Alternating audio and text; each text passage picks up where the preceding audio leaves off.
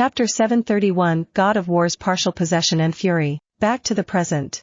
The Sky Destroyer descended and, to the goblin's surprise and to Shangguan Bingshue's astonishment, the huge attack craft continued to descend beyond 10,000 meters in altitude.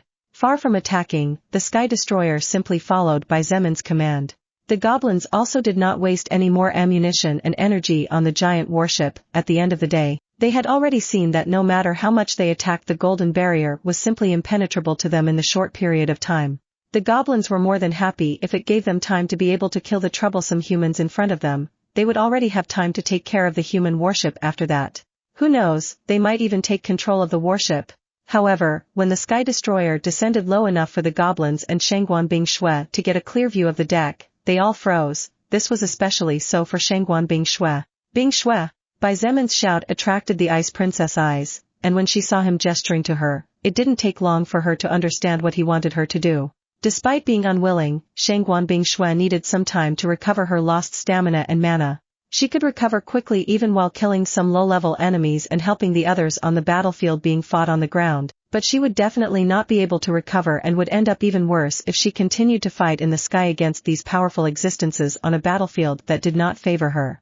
This was not to mention the fact that she was wounded, but looking at the present condition of Bai Zemin, Shangguan Bingshue would rather commit suicide than wince even one more time.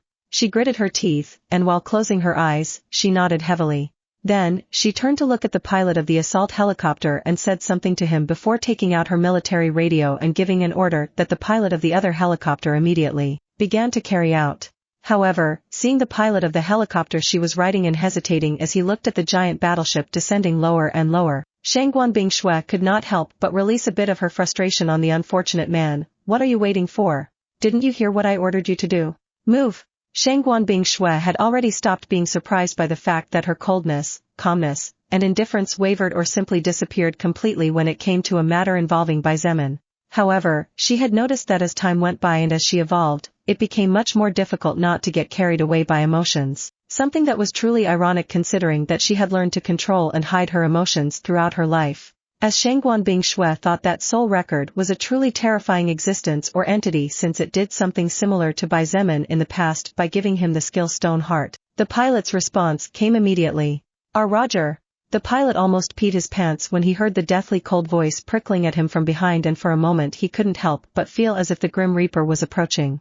The man didn't dare take even a second as he carefully controlled the helicopter, and a few moments later it flew through the thin golden barrier covering the battleship, landing slowly in a corner not far from the other helicopter. Shangguan Bingshue observed the people standing in the center of the battleship, and an expression of surprise and confusion flashed in her eyes. They all wore rank 1 armor and carried mostly swords and spears, but there were also some with shields and giant axes or one-handed hammers. All were rank 1 weapons as well, and she could identify that they had not been forged by Bai Zemin because she had seen his work in person. However, what shocked Shangguan Bingshue the most was the number of people, as well as the strength they possessed. Bingshue, I have explained the situation to them before. They will listen to you on the battlefield. Bai Zemin shouted from the distance. The Sky Destroyer soon descended beyond the thick clouds of mana, making them no longer visible from his position. Attack! Boom! Boom! Boom! Boom! Boom! Boom! Boom! The goblins did not stand in silence. After the terrifying Sky Destroyer disappeared and they were sure that they would not be attacked by those ferocious cannons, the green creatures ordered the attack, and the Zeppelins immediately opened fire under the control of the creatures inside. Bai Zemin did not dare to stand still at all, and at the slightest sign of problems he had already moved from his previous position, making use of the more than 2,000 blood threads he had prepared beforehand. What he was doing was not very different from flying through the skies, as he could even pass through some threads as if they were not there and use others located beyond, thanks to the almost merciful capacity that blood manipulation granted him over the element. There were hundreds of threads that were shattered when they encountered the firepower of the magic cannons. However, the power of the magic cannons was not powerful enough to destroy on a molecular level something that was reinforced and empowered by the mana of a monster like Bai Zemin, even if it was just blood. Therefore, not even a second after breaking and practically disintegrating, the blood threads glowed, and under Bai Zemin's control they came back together and became as tough and resilient as they were at the beginning despite being so thin and looking weak. Die!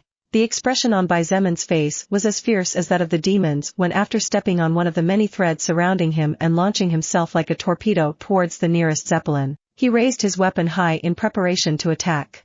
Pa-Nda. Novel, Lonely Wolf Aura. The blurred image of a crimson-colored wolf appeared at Baizemen's back as he released all his murderous intent and focused almost 100% on the goblin in front of him. However, to Baizemen's surprise, the Third Order goblin grinned. The grin on the intelligent goblin's face was a bit fearful as the murderous intent laden with the life of over 1 billion living beings was discharged on his head. However, the grin on the creature's face was mostly mocking as if it disdained Baizemen's attack. It was then when Baizemen sensed deadly danger from behind, and for an instant he felt his blood run cold as he realized that at some point one of the goblins might have moved without him noticing. Swoosh! The goblin that Baizemen was targeting also moved and with a mighty leap headed to meet him. Even though his overall power had dropped considerably due to the constant effect of the Lonely Wolf Aura skill, a third-order existence was a third-order existence not for nothing. A flash of madness shone in Baizemen's eyes, and just as it happened several times in the past when an enemy cornered him, he completely threw all fear towards death. Instead of focusing on defense to suffer as little damage as possible, what he did was activate Gravity Manipulation X20 and reactivated Crimson Flame. Almost completely ignoring the slashing attack that was getting closer and closer to his back, Baizemen simply barely had time to turn his body slightly when a horrible amount of pain that made his pupils tremble assaulted him. At the same time, a large gush of red blood flew gushing out of his chest and out of his mouth. However, the fact that he did that also had its reward. Boom! Baizemen's greatsword slammed into the chest of the Third Order goblin that was attacking him from the front, his main target. The sky lit up for a moment with crimson radiance as flames danced everywhere along with crackling lightning. The Third Order goblin surprisingly did not die on the scene. However, the blow had been fatal enough to critically injure him and cause him to pass out. Bastard! The Third Order goblin that had managed to stab a poisoned sword into Baizemen's back raged. Not only had his surprise attack failed to hit the heart, but the human in front of him even ignored it to kill one of his own. Little flame. Baizemen ignored the pain he felt in his back and chest as he roared loudly. Bang! The endless blue lotus flame burst outward from inside Baizemen's body and in a split second surrounded both his body and the killer goblin's body. The Third Order goblin immediately panicked as huge waves of pain assaulted his body. To the creature's surprise and disbelief, his natural defensive layer was turned into trash by the blue flames, and in just a split second his body began to suffer burns that would definitely become terrifying as time passed. While the power of the endless blue lotus flame was not enough to end the life of a Third Order existence in a short period of time, the ferocity with which the blue flame burned was enough to drive anyone crazy. Therefore, the first reaction of the Third Order goblin was what any living being would have in this kind of situation: to let go of his sword and retreat in an attempt to get away from the cause of the hellish pain he was suffering. However, this was a fatal mistake from the goblin. Bloodlust has reached its peak. Second activation of God of War's Will, God of War's partial possession, goes into immediate effect. Strength 800, Magic 800. Boom! Boom! Boom! Accompanied by explosions comparable to several bombs going off continuously and under the wide eyes of the goblin assassin that had not yet moved far enough away from Baizemen, the huge sword surrounded by red flames and bright crimson lightning grew larger and larger before hitting him directly in the head. Boom! The head of the Third Order goblin exploded into pieces without even putting up any resistance against the power of the giant weapon being swung with such great power. Baizemen was really furious at this point. He used blood manipulation to slow down the effect of the poison in his body to the maximum and to expel it bit by bit before running to the edge of the Zeppelin and jumping off just in time before the ship was bombarded by the other goblin Zeppelins. I said, as he plummeted down from the sky, and after spotting the Third Order goblin who was falling down fainted and severely injured after his previous attack. Baizemen didn't even bother with anything else as he raised Crimson Thunder Dragon's last words and threw it with all his strength forward at the same time as he activated Gravity Manipulation X10. Die! In just an instant and completely breaking through the sound barrier, the greatsword reached the Third Order goblin on the brink of death and with monstrous accuracy struck the creature's chest again. Critical hit. Boom! Followed by an explosion that had exceeded almost all previous ones, the sky rumbled and the clouds of mana gathering in ever-increasing numbers were dispersed in an instant. The white lightning flashes that exploded in the process converged to cause even more chaos and illuminated the skies with such intensity that viewed from afar it looked as if the gods were about to descend upon the world. A blood thread immediately coiled around Baizemen as if it had a life of its own, and under his control, it threw him back into the sky with great momentum. Baizemen shot upwards like a rocket and the careless movement caused the wounds on his body to worsen even more. However, his expression was so fierce that the remaining 5 third-order goblins for a moment could not help but feel some fear despite the miserable condition the opponent they were facing looked in. Lilith observed everything from the sky, and a slight frown added another more serious kind of beauty to her natural seduction. In theory, and with the skills Xietain possessed to keep his rationality clear, no skill should enrage him that much unless it was a high level of the skill blood berserker's wrath. He's really furious right now, Lilith concluded in a low voice. Standing on the bow of the Sky Destroyer, now a mere 1,000 meters above the ground, and just as the giant battleship came to a stop, Shangguan Bingshue's eyes moved skyward. The brilliant white glow with faint hints of crimson red reflected in her blue eyes, and a glint of worry shone in them. However, she soon shook her head and looked at the people in front of her. Although she did not know them, Shangguan Bingshue trusted Xietain completely, which was why after a deep breath, she commanded in a clear voice that was packed with murderous intent. Kill! Kill all the goblins! Chapter 732 Reconverted Humans Crushing the Goblins. The reaction Shangguan Bingshue received after ordering to slaughter the goblins was not war shouts, far from it, it was silence. The people there looked at each other with some hesitation as if they did not know what to do. This reaction made her feel perplexed more than angry. It was as if the people in front of her were not warriors to begin with. However, such a thing should not be possible. No, it was just impossible. It made no sense at all in Shangguan Bingshue's eyes. This was because the group of approximately 2,500 to 2,600 people in front of her consisted of all first-order existences. There was even a second-order one standing in front of the troops. Where on earth had Xietain gotten so many first-order humans from? No, more importantly, where had he hidden these soul evolvers? Shangguan Bingshue's mind was in chaos, but she knew that this was not the time or place to ask questions for which all her doubts would have to wait. Now, however, the problem was another. Why weren't these people moving? Of course, Shangguan Bingshue had no way of knowing that these people were actually technically normal humans. These soul evolvers in front of her had been zombies until a few hours ago, but thanks to the power of Xietan's limitless pagoda, they had regained their humanity after their records returned to normal. It was the first time Xietain had turned so many zombies into humans again, so there were many things he didn't know about how they worked. After all, it could be said that he was new and inexperienced when it came to the power of his limitless pagoda, its current limits, and its hidden virtues. With unclassified zombies, they all experienced about 1 day of fever before slowly recovering and regaining consciousness. However, these reconverted humans would not retain memories of their life as zombies. It seemed that things were different from the First Order.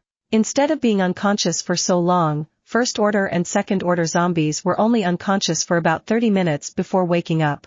In addition, another not-so-small difference was that these zombies regained their memories of the time they lived as zombies, since in contrast to the unclassified zombies they had at least some level of sanity. This was mostly true for the Second Order.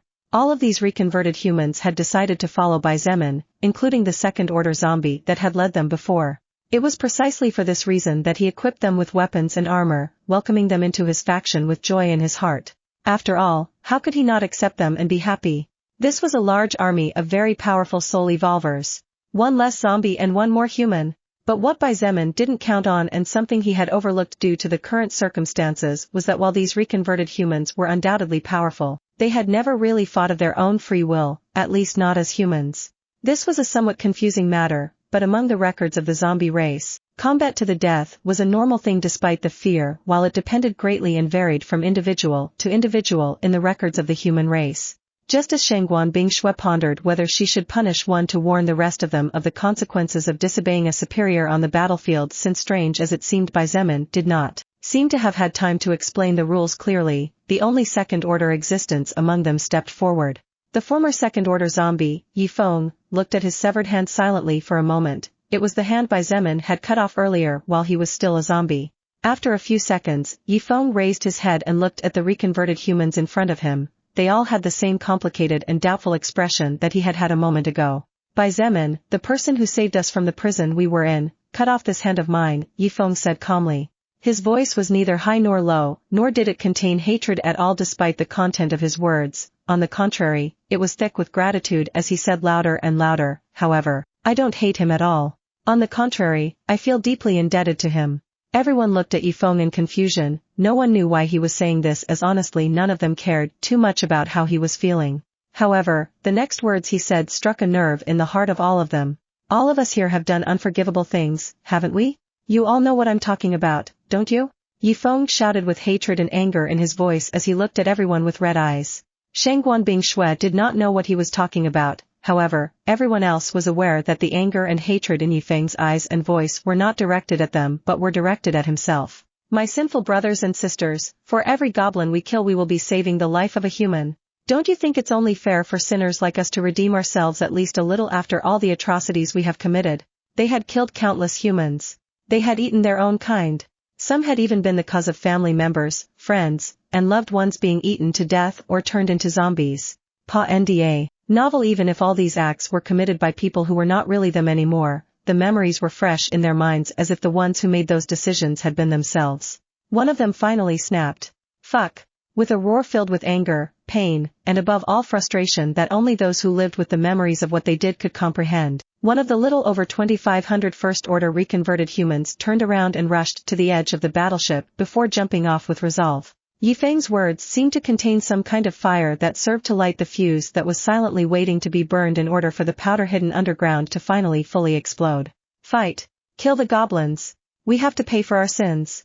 Shangguan Bingshui watched frozen and wide-eyed as the over 2,500 soul evolves roared skyward words with feelings that mainly hovered around sadness. Then, they all ran to the edge of the Sky Destroyer and jumped fearlessly and without any hesitation, falling directly between the human troops and the seemingly endless goblin army. She watched in confusion and at the same time amazement as the more than 2,500 First Order humans, under the leadership of a Second Order one, charged straight into the sea of goblins. They all slashed their weapons with cries of rage and some of them with tears blurring their vision. Blood flew everywhere, over 2,000 skills of all kinds were activated practically at the same time, thousands of explosions shook the earth, and in just a second, tens of thousands of unclassified goblins were wiped off the map forever. Shangguan Bingshui heard a pair of footsteps behind her, and when she looked over her shoulder, she saw Xietain in the company of Evangeline and Shenmei. She knew that Bai Zemin's mother and sister had gone north with him, but she guessed that they were inside the battleship at the moment. Evangeline, do you know these people? Shangguan Bingshui asked. Her first thought naturally was that perhaps something big had happened in the north, and since she had not been in contact with the faction for about 1 month she might need to get updated. However, to her surprise, Evangeline shook her head and said in a cold voice, I have no idea. Xietain approached the edge of the battleship, and as she watched the humans that had been under pressure suddenly pushing the goblin army located in the south back bit by bit, she sighed. Our leader really is a man of miracles. We are lucky that someone like him was born in our China.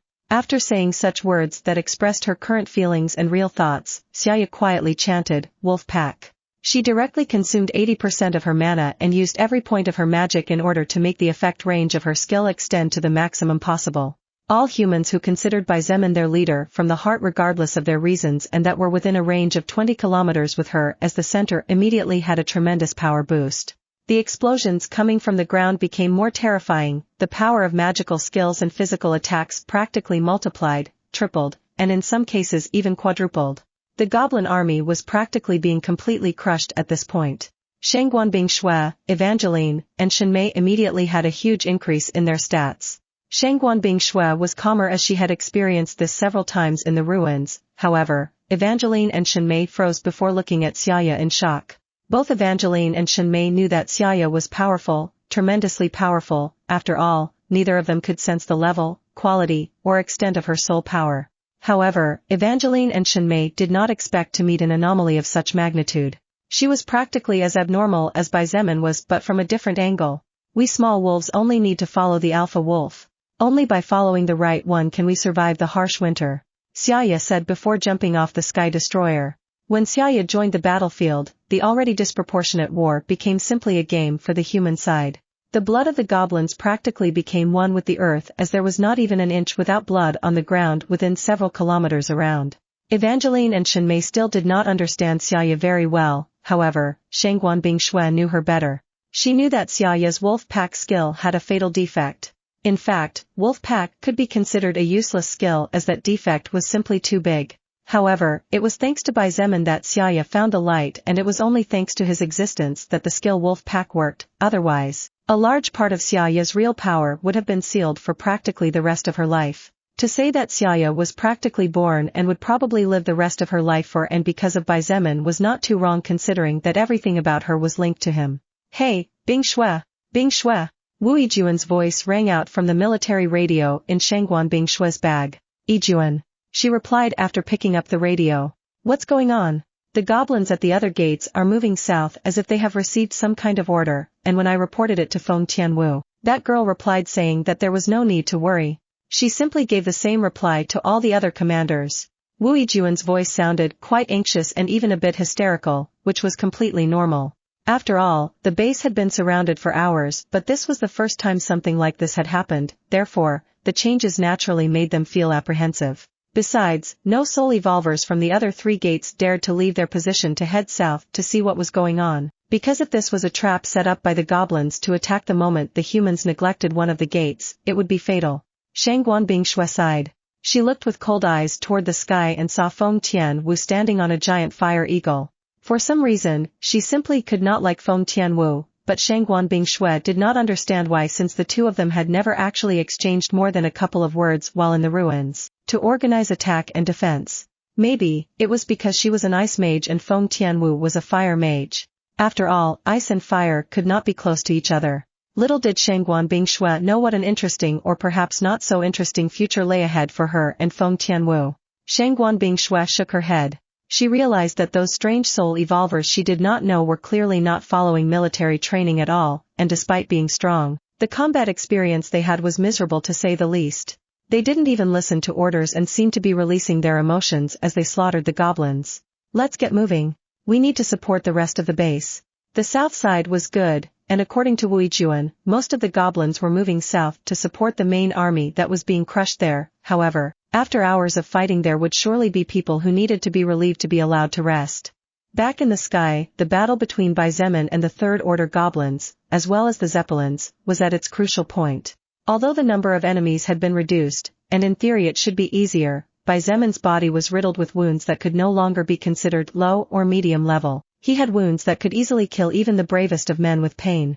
However, if Baizemen had anything to spare, it was resolve and tenacity, so much so that Lilith could not help but wonder if there was anyone that could compare to him in this kind of aspect. A person came across her mind, but after a second, she shook her head. Not even that person was comparable to him when it came to resolution and tenacity, despite the countless similarities.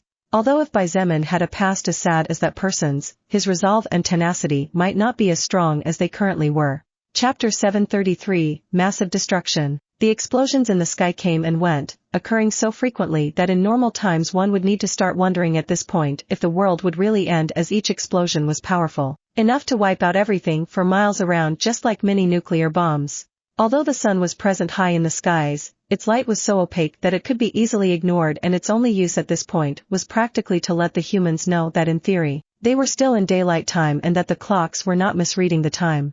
It was just that the black sky above their heads was simply too dark, so dark that it could probably be categorized as the darkest night ever recorded in Earth's history. However, even though there was insufficient sunlight, even though there was no moon to illuminate the Earth, and even though there were no stars present to beautify the skies, this did not mean that there was no light or beauty shining above everyone's heads. Boom! Rumble! Despite the distance, the human soul evolvers fighting on the ground against the goblin army suddenly heard a thunderous explosion that by far had surpassed all previous ones. Several of them could not help but raise their heads as if by prior agreement, and their faces lit up with various colors just as the sky and earth did. Beautiful. A female soul evolver couldn't help but mutter those words even in the situation they were in, probably relaxing a bit due to the success the human troops were having in the war against the goblins. Beautiful but also terrifyingly dangerous. A first-order soul evolver next to the girl couldn't help but point out as he looked up at the sky with a pale face. The words of the first-order soul evolver, who was one of the warriors that had done the best in this war after taking the lives of countless goblins and saving several of his companions, were precisely the words that everyone had in their minds as they looked up at the sky with dread. The mana clouds seemed to have been swallowed by some kind of invisible monster, as within a range of approximately 10 kilometers not even a purple cloud could be seen in the sky. If one looked beyond that 10-kilometer perimeter, one could see the terrifying shock wave pushing all the clouds back just like the receding ocean tide. More than 10,000 meters above their heads, about 4,000 meters of sky had been tinged by bright purple flames that slowly spun in a spiral shape.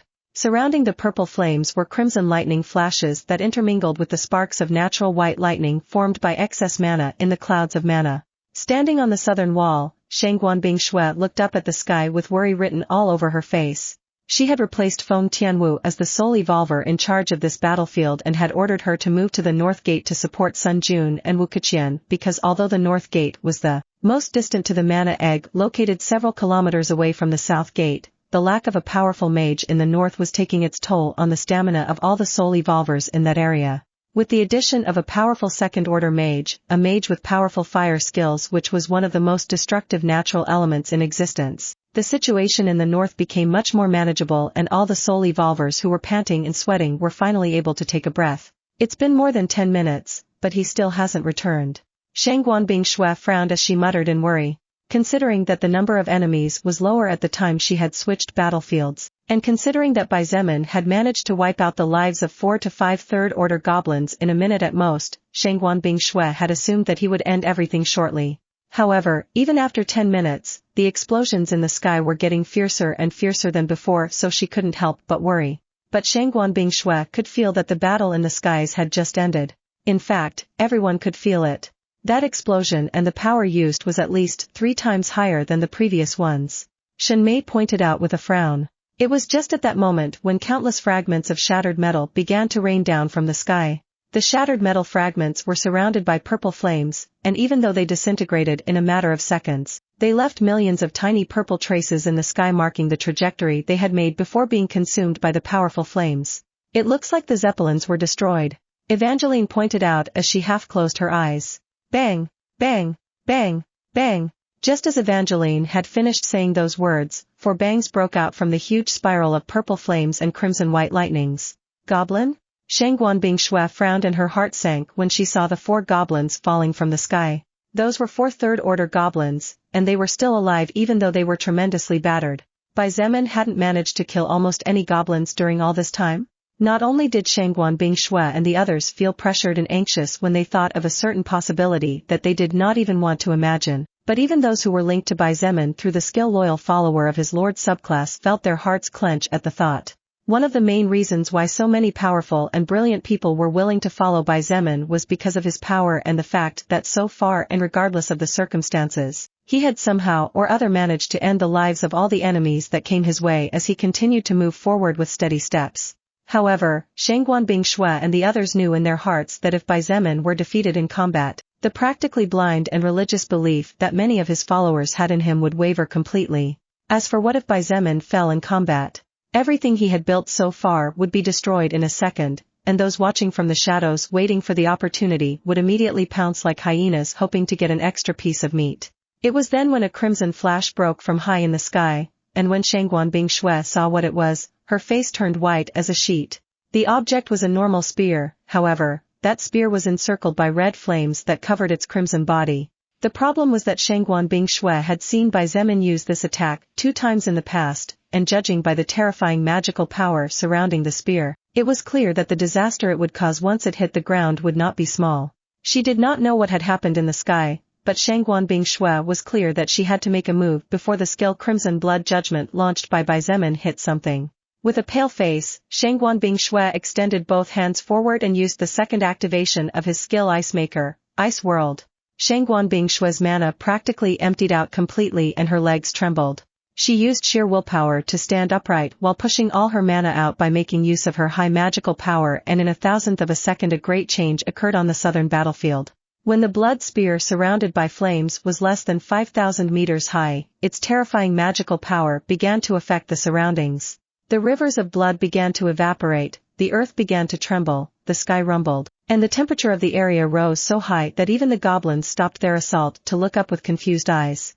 At the same time, several ice traps that had been set several hours ago by Shangguan Bingshui at Bai Zemin's request were finally activated under her command.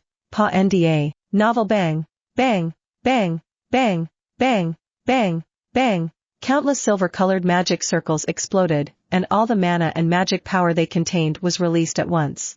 Under the astonished eyes of everyone, a great cloud of white frost enveloped the area, and the vision of everyone in the south of the entire battlefield was almost completely blocked. The frost was so dense and thickly concentrated that even with the temperature being much higher than normal it was not expelled. A second later, the crimson glow in the sky grew, and along with 4 explosions, caused by the third-order goblins slamming hard into the ground, the terror finally descended. Boom!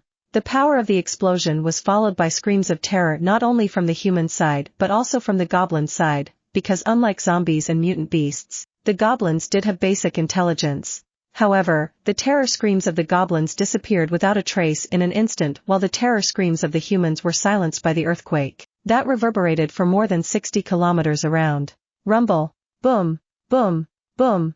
The ground shook and caved in, causing the First Order and unclassified soul evolvers to lose their footing and fall amidst their cries of shock and fear. High on top of the walls, the faces of the soldiers were as white as paper as they watched the huge blaze of crimson fire soaring into the clouds, ending in the shape of a mushroom covered in lightning.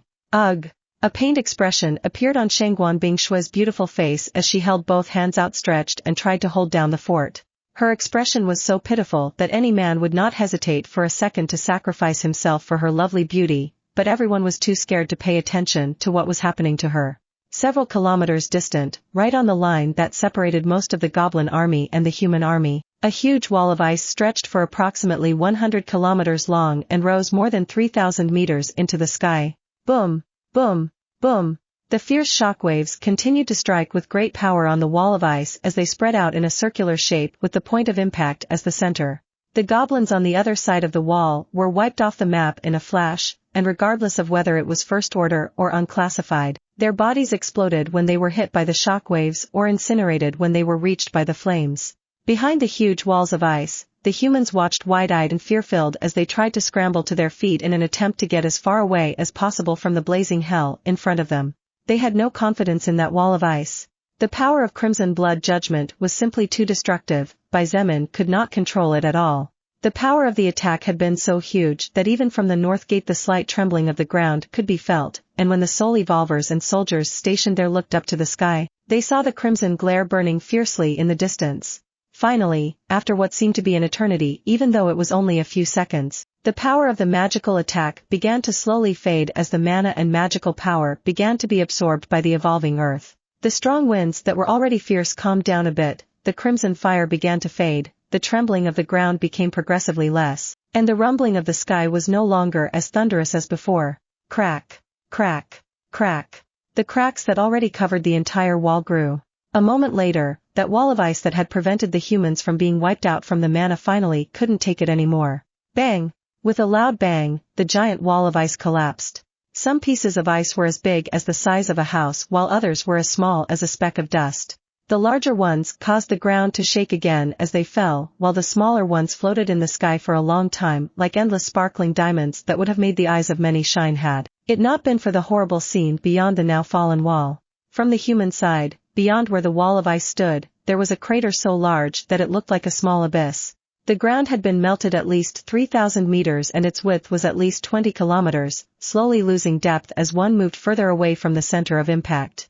The earth was scorched, the ground cracked, burning lava ran through the rocks deeply buried inside the crater and fiery steam was slowly rising into the sky. It was a truly terrifying scene that chilled the blood of all humans at the mere thought that only a wall of ice had saved them from the same miserable fate that the goblins had experienced. Standing on top of the walls, Evangeline moved to support Shangguan Bingshue when the latter was close to collapsing. There was a thin trickle of blood running from the corner of her lips, but Shangguan Bingshue's eyes were fixed in the distance. No matter how many times I see it, this attack is really terrifying, Shangguan Bingshue said in a low and weak voice. She struggled to stand on her own as she slowly said, "Such power. It's hard to believe that a human can reach such destructive capacity." Lin Min, the person in charge of the armed army at the south gate, was as pale as a sheet. The man had fallen on his butt while sweating bullets staring into the distance. Although he could not see the destruction, the trembling from the previous attack had caused him to be unable to stand despite the distance. That thing was caused by a human? Bullshit. Not only Lin Min but none of the nearby soldiers that heard Shangguan Bingshue's words could believe such a thing even if they were beaten to death. Evangeline and Shenmei said nothing. Both women had pale faces as they looked into the distance. Unlike normal humans, they were able to see a bit of the situation in the distance, and even though they both knew that the cause had undoubtedly been by Xietain, it was hard for them to accept. At the end of the day, Shenmei did not know of the existence of Crimson Blood Judgment and Evangeline had only seen the aftermath of the attack but without seeing the true result of it even once. Only those who had accompanied by Xietain since the beginning of his journey, since before he could leave the university, only they knew how terrifying the power of crimson blood judgment was. This was the third time Xietain was forced into a corner and one or more enemies forced him to use this attack. At the east gate, Wu Juan's face was pale but her mother Sun Ling's face was even worse. What was that? Sun Ling muttered in horror. Wasn't that power too crazy? It was practically comparable to a nuclear bomb. Although she had witnessed the final destruction of the fight between Xietain and that fourth-order existence in the ruins, this was on another level when it came to pure destruction. He observed the sky with a complex expression. There, a small golden dot slowly descended as countless blood chains danced around it like loyal servants waiting for the master's command. He sighed and said in a clear voice, "That's one of Xietan's attacks. That's why I said before that he was no different from a moving nuclear bomb."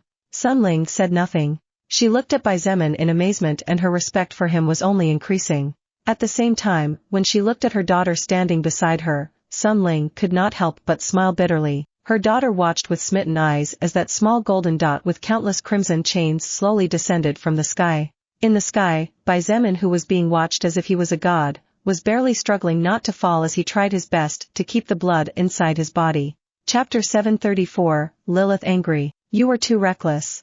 Lilith reprimanded in a serious voice as she followed Xietain closely during the process of descending to the ground. "It's not like I had too many options." Xietain argued back. His voice sounded weak and rather lackluster, there was even a tinge of pain in his words. However, it was already a miracle that he was talking and moving considering the current condition of his body. Lilith did not immediately reply to the words Xietain said and instead looked at his body.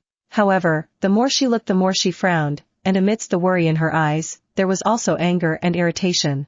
The upper part of Xietan's armor was nowhere to be seen anymore, the durability of the armor had fallen to zero some time ago during the process of the battle. In fact, it wasn't just the upper part of the armor that had been destroyed but the shoulder pads, cape, leg guards, gloves. All the equipment he was wearing had been brought to zero in durability and except for the lower part of the armor which was in considerably good condition as it had not been targeted by attacks, and the accessories that came from the soul record, Xietain had been left in ruins when it came to equipment. His torso, which in the past was enough to steal the breath of countless females, had at least 20 burns, 4 or 5 cuts of varying degrees of depth, and even a hole that went through him from one side to the other just inches from his heart. His arms had practically lost all their skin and one could see the red flesh and blood barely contained by the skilled blood manipulation. His left arm had even lost 1/4 part of the total flesh and one could even see the golden bones underneath, and the same was true about his left shoulder. Xietan's back was a mess, not much better than the front of his upper body. Even his handsome face had a deep cut on his right cheek and a pretty serious burn on his neck. His current condition was critical, not serious, critical. Were it not for Xietain using overlap regeneration to increase his health practically to double in order to improve his current condition a bit, and were it not for the use of blood manipulation to prevent bleeding out and assist in the growth of new tissues, he might die at any moment. "Your fighting style. Are you thinking of committing suicide?" Lilith frowned tightly and a flash of anger shone in her ruby eyes as she recalled the previous battle. At first, Xietain had managed to end the lives of a couple of third-order goblins despite suffering quite serious wounds. However, as the seconds and minutes passed, the battle became considerably more complicated for him. The wounds he had suffered had taken their toll on his overall combat power and thus the strength of his physical attacks and the power with which he balanced using the blood threads had greatly diminished, which also ended up affecting the speed at which he moved. This consequently caused the number of wounds on the body of Xietain to increase and his condition to worsen. A vicious circle from which there was no escape. Pa-nda. Novel in the end, Xietain managed to win, however, the cost was very high. You let the Zeppelin cannons hit you on more than one occasion only to wound one enemy severely. You received several attacks from third-order existences only to be able to cut off an arm and a leg of your enemies. You received a deadly poison that almost pierced your heart only to kill one of your enemies. The more Lilith spoke, the angrier her voice sounded. At the end of her words, she was gritting her beautiful teeth as she said in a choked voice, "Abandoning defense altogether while facing enemies whose levels are far above yours is no different from seeking death. Have you ever sat down to think about how I will feel if something happens to you? Have you ever stopped to think about how your family will feel when they see you in this miserable condition?" Xietain felt his head buzzing because of Lilith's shouting, however, he did not dare to say anything. He was aware that his fighting style was not the most suitable in terms of care. At the end of the day, what Lilith said was true and the way Xietain fought was no different from courting death with every passing second. What Xietain was doing by abandoning all defense for the sake of dealing a good blow to his enemies was basically shouting that if he died at least he would take one more with him. It was also true, and Xietain knew that he was being a bit selfish by acting this way, even though in his heart he knew that there were people who cared deeply about him and would probably suffer greatly if something bad happened to him. However, it wasn't as if Xietain wanted to fight like this. It wasn't as if he loved being mortally wounded and experiencing these kinds of pains that drove him to the brink of insanity over and over again. At the end of the day, Xietain was not a lunatic who took joy from pain. It was just that he really had no choice but to fight with his life as a gamble. The enemies that Xietain was facing this time were all third-order existences, and there were even a handful of second-order existences adding some wood and gasoline to the forest fire.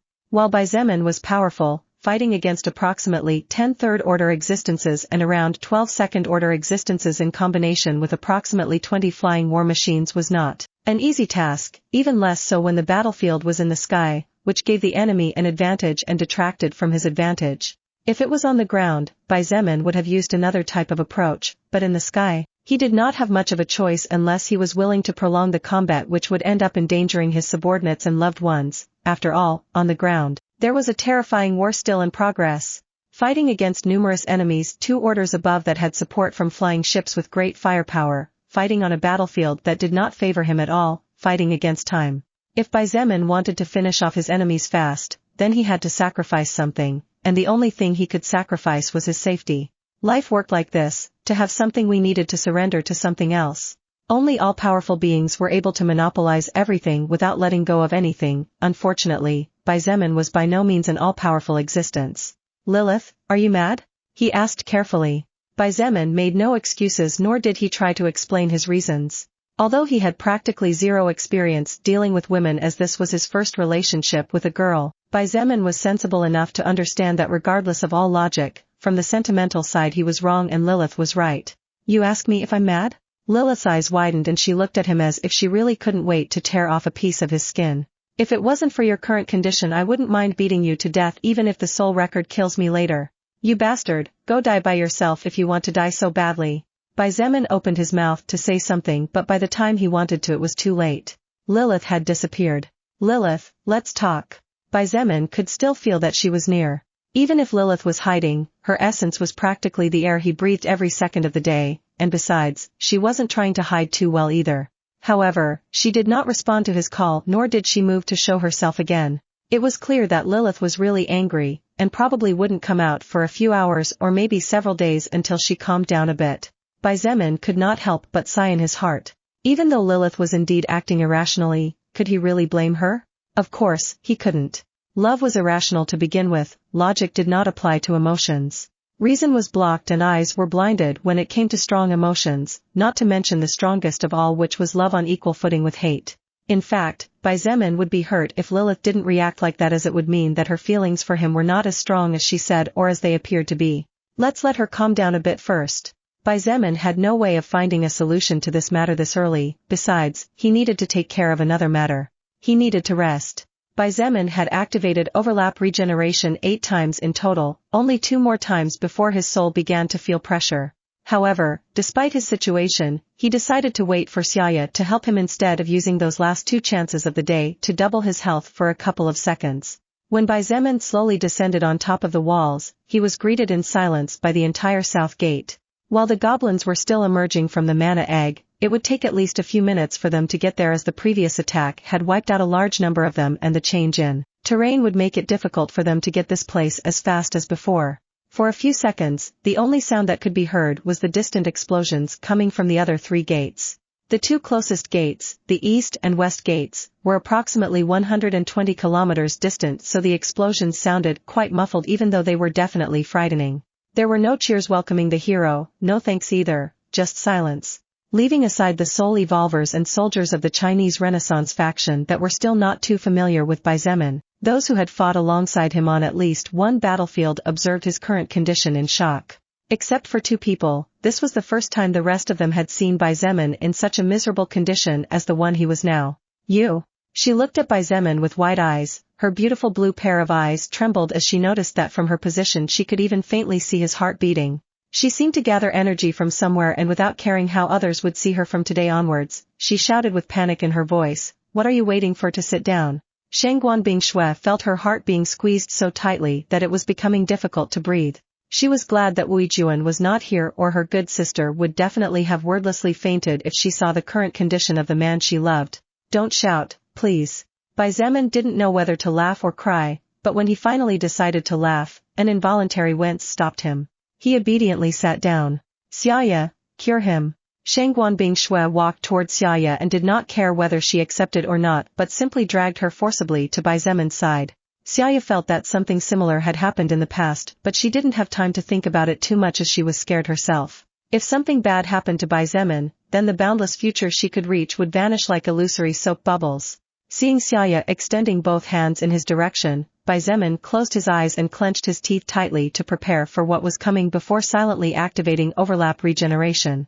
At the same time as Bai Zemin's body was surrounded by that golden radiance that increased his charm tremendously and temporarily gave him a sort of godlike aura that took everyone's breath away, Xia activated Healing of the Cursed and a flash of white light shot out from her palms before it entered into Bai Zemin's body. Ugh! A groan of pain rang out amidst the silent atmosphere. When the white light went into Bai Zemin's body, a black light surrounded Xiaoya's body and a grief expression appeared on her face at the same time as she couldn't fight the pain that assaulted her. She looked at Bai Zemin in shock. She could not believe that he was still sitting calmly. Xiaoya had only suffered 20% of the total pain that Bai Zemin was feeling, but she felt as if her skin was being slowly peeled off by a knife, and yet he wasn't even complaining. However, Xiaoya stopped just as she was about to ask if he was not feeling pain. Upon closer inspection, Xiaoya noticed that Bai Zemin was clenching his teeth so tightly that his jawline was firmly marked, and he was clenching his fists so tightly that his knuckles had turned completely white due to the loss of blood circulation. Beads of sweat covered his body and his eyes were so wide and red that it was scary. Every muscle in his body was tense to the max. Even then, Bai Zemin did not complain and endured everything silently. Xiaoya could not help but feel even more admiration and respect for him. She did not complain, and despite knowing that what was facing her was even worse, she stretched out both hands to him again. Healing of the Cursed. Healing of the Cursed. Healing of the Cursed. In longer and longer intervals, with the difference between the third and fourth activation being more than 10 minutes, Xiaoya used Healing of the Cursed on Bai Zemin a total of 4 times. After the second activation, Xiaoya could not help but scream in pain, and for the last of the 4 she could not help but fall on top of the walls and writhe while howling with her eyes wide open. No one understood what was happening to her. However, the most knowledgeable and informed explained about the skill Healing of the Cursed that Xiaoya possessed. However, when they learned that she was writhing in pain because she was experiencing 50% of the pain Bai Zemin felt, everyone's faces went deathly pale. That woman named Xiaoya. They had seen her slaughtering tens of thousands of goblins by herself in a matter of minutes. They were all aware that she was a powerful second-order soul evolver. However, such a powerful existence was wallowing in pain and howling from the suffering she was experiencing. But that was only half of what he was suffering? Damn monster. Lin Min couldn't help but mutter under his breath as he looked at the young man surrounded by a halo of golden light. He hadn't complained even once, and even though his expression was practically distorted due to the pain and the veins in his eyes stood out horribly, not even a sound of pain fled from his mouth. How much tenacity and willpower one had to have to be able to achieve such a thing. But little did they know that apart from enduring twice the physical pain Xiaoya felt, Bai Zemin was even enduring the pain he felt from his soul due to the excessive use of overlap regeneration. Chapter 735 Evolution officially completed. 3 days later. 3 days passed since the multiples wars among the human race and all the other races broke out when the Earth entered the final stage of its evolution, officially moving towards the second evolutionary stage. During these 3 days, the density of mana around the world gradually began to decrease in quantity as for every second that passed the world absorbed large amounts of energy. The huge dark purple clouds became shallower in color, their sizes became relatively more normal, the white lightning lost power. The sun slowly began to regain its radiance during the right hours or faded considerably when it was night time. Apart from the Chinese Renaissance faction located south of Chongping district, and the Transcendent faction located north of the same district, the number of human camps and factions fighting different enemies was too high to be mentioned. Unfortunately, the smaller camps that were mainly led by petty thugs who after acquiring some power thought of themselves as some kind of god could not even withstand a day before being crushed by hordes of zombies, hordes of mutant beasts, hordes of goblins, or simply by the appearance of an enemy too powerful for them to handle.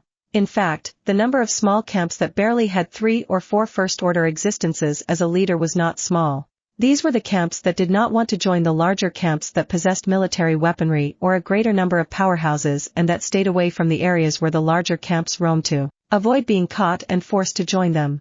Because the leaders did not want to lose the privilege of thinking of themselves as kings despite possessing deficient strength, the number of humans that were killed during the last 72 hours was definitely not a small number.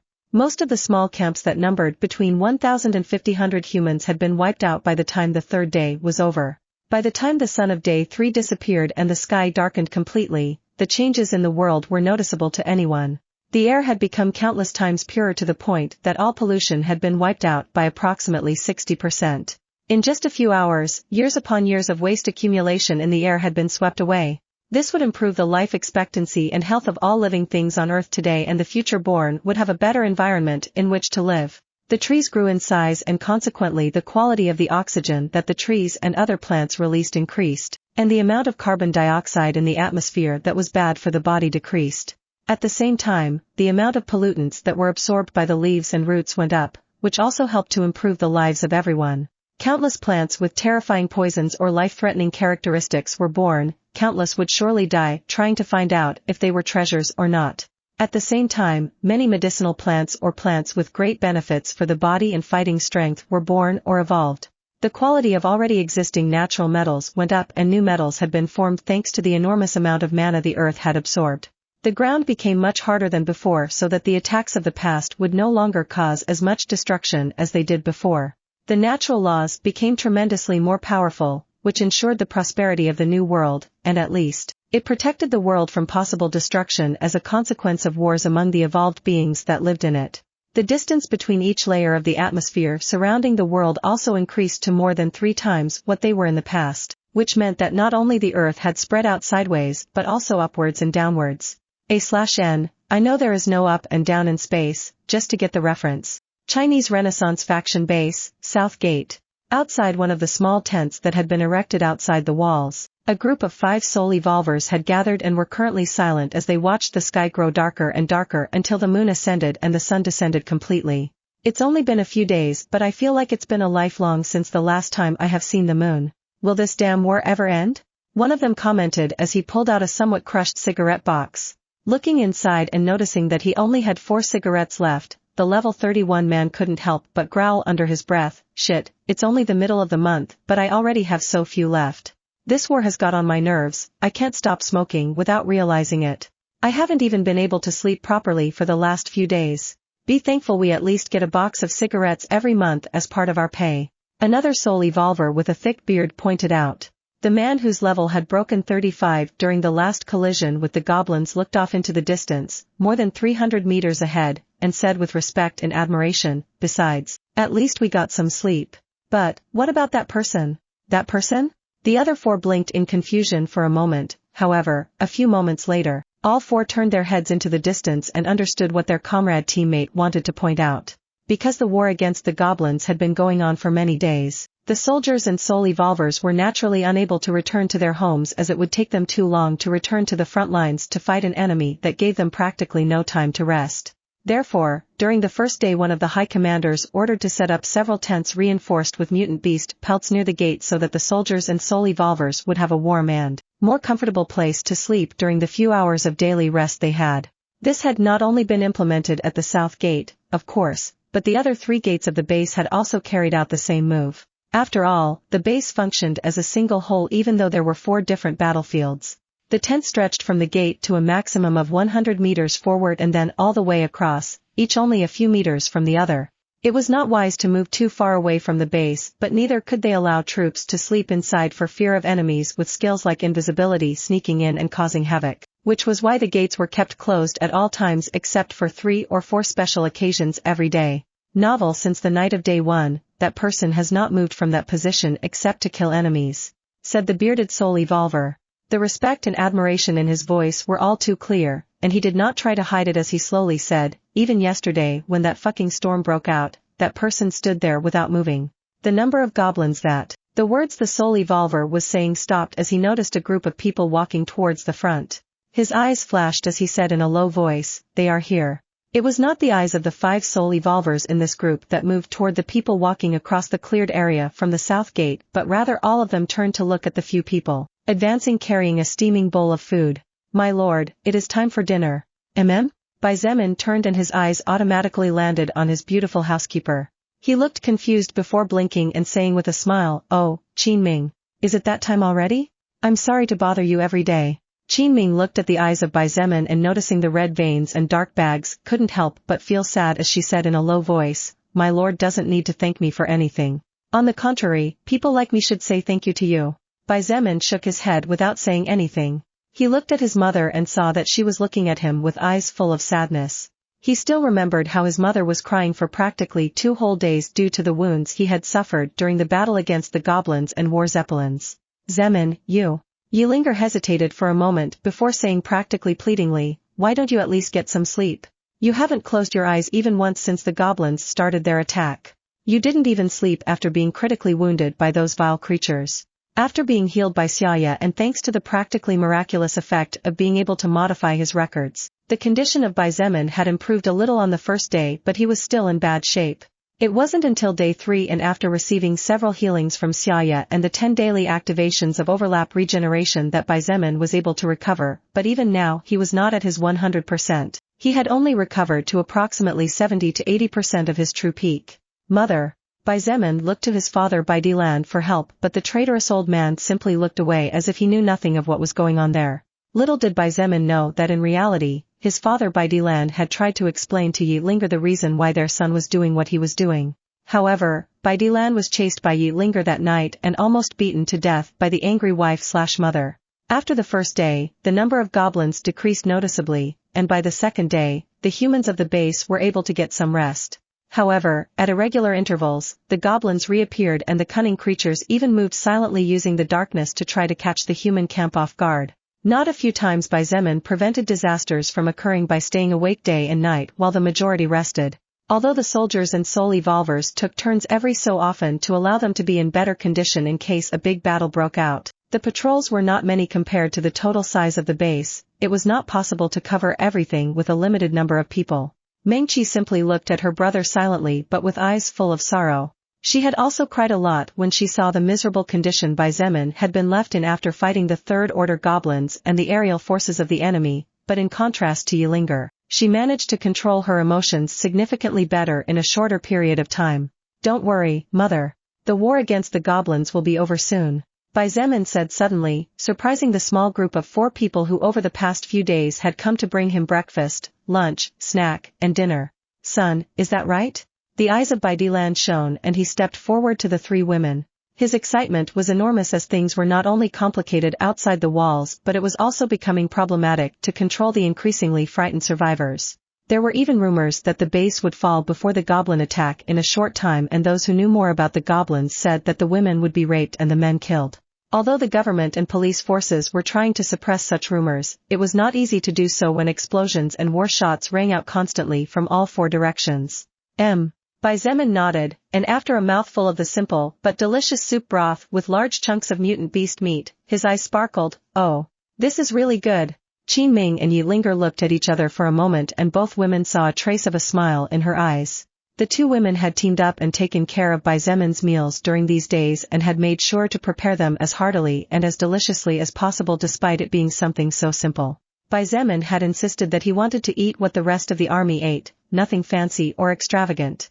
Even when his mother and the others tried to persuade him by saying that as one of the top fighters he needed to keep his body strong, Xietain refused them all. Only those who had followed Xietain from Yanqing district to this place knew that on the battlefield, Xietain hated to be treated with greater care than the others. In his eyes, what his troops ate was what he had to eat, because if they were willing to fight for him, then he had to show them that they were fighting for the right person. This characteristic of his had affected Qinhe, Zhongde, and all the other powerful commanders under his command. In fact, his act of humility had spread among the soldiers and soul evolvers throughout the base, and now even those who had never seen him before respected him. At the very least, 90% of the things said about him were positive. All this not to mention the fact that the person called Xietain brought a large army of powerful soul evolvers that had become the cornerstone of the entire base. Xietain himself had gone deep into the battlefield on his own on more than one occasion to take down the strongest goblins and had saved the lives of everyone at the south gate at least on one occasion. Big brother, how do you know that the war is about to end? Meng Qi asked in confusion and pointed out, although it is true that the number of goblins has decreased a lot lately, every time they appear there are always at least several 100,000 of them and most of the time their numbers add up to millions. I wouldn't be surprised if this war went on for another 7 days. Meng Qi did not know that the goblins they had been fighting were creatures born from excess mana, therefore, her doubts were understandable. Just as Xietain was enjoying his dinner and preparing to give an explanation, the ground began to shake fiercely and his expression changed slightly as he raised his head and looked towards the horizon. It's done, Xietain said as he took a bite of a piece of meat. Done?